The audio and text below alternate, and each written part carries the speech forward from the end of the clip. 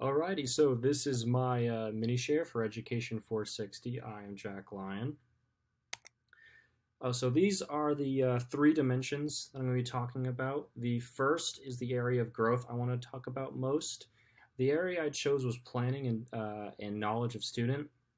The reason I chose this as my area of most growth is because I feel like I was able to really, over the course of the 7 weeks of teaching, I was really able to engage my students in their prior knowledge and really discover their interests and habits in the classroom.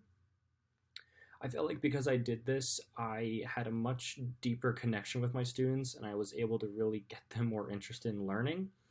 I didn't get to do this much as my first time teaching in an actual classroom because COVID kind of ruined that these past couple of semesters. But getting to do it now, I was really able to grow from not having done it at all to doing it pretty well. I was able to give my students a lot more opportunities to utilize their talents, and I was really, really happy that I was able to connect them to more historical thinking and more prior knowledge over the course of my time with them. An example of connecting them to prior knowledge, this is taken from one of my presentations that I do for them in class. It's very informal and casual, but what it does is it basically gets them to talk and discuss. It gets them a lot more interested in what I have to say. And there's visual and sort of auditory ways to get them interested. So this is kind of a technique I use when I've been teaching them.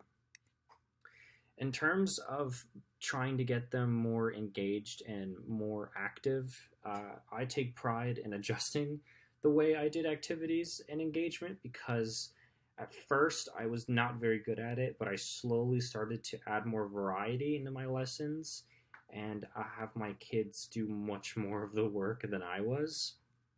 Uh, with that being said, the book on the right here is called Preventing Death by Lecture. My cooperating teacher actually handed it to me after my first week and said, you're doing great and all, but you can't do lectures forever. You're going to hate yourself. It's going to tucker you out.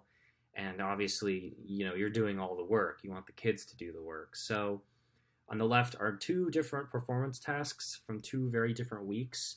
But I chose them because they're very, bulky and they've got a lot going on. And it allows me to get, to take a breather, but also allows them to learn off of each other and off of, the current content we're talking about. The last area that I have a desire to grow in was from the learning environment classroom culture. The reason I chose this one mainly was because it talks about constantly engaging all students, which I can't say I engaged all of them. I will say that I got almost all of them. I had some of my students that weren't super engaged. I got them, from here and there. They'd speak up and say something once in a while, and I would, tears of joy when they would talk because that's what I wanted from them. But over the course of my time with them, I got more and more of them to speak, to act, to talk, to debate. Their grades increased as a result. Their activity, their engagement, a lot of it changed the more and more I got them to talk to me and one another. And I felt like, obviously, I'm going to have bigger classrooms and much more diverse classrooms in the future. And this was definitely a step in the right direction, and I can grow from this. But I know that I'm definitely going to need to continue finding ways to get kids much more interested and much more on top of things when it comes to being engaged in the overall classroom experience.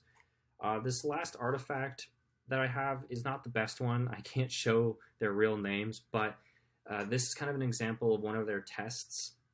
These are real grades that they got.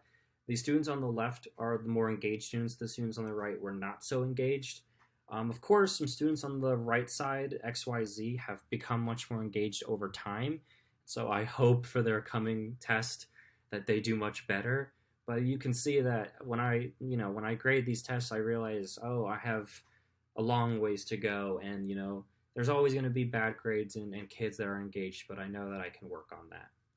So I believe that is all for my mini share, and I hope you enjoyed.